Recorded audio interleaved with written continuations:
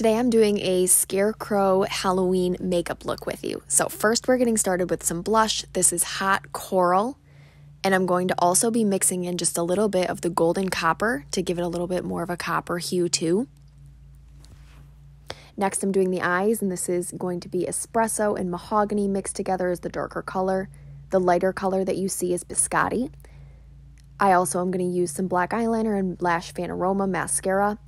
This is Very Famous lipstick with translucent powder on the top to make sure that it is mattified and also will stay in place and will not transfer.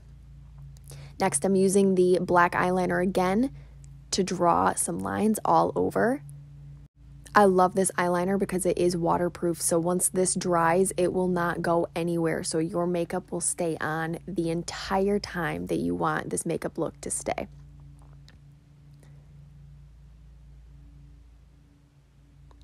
Next, I'm putting a little bit more of that hot coral on my nose, and then I just kind of added some freckles, blended it out just a little bit, and that's it. We're all done. Thanks for watching today. I hope you enjoyed this. Make sure you come back for some more tutorials.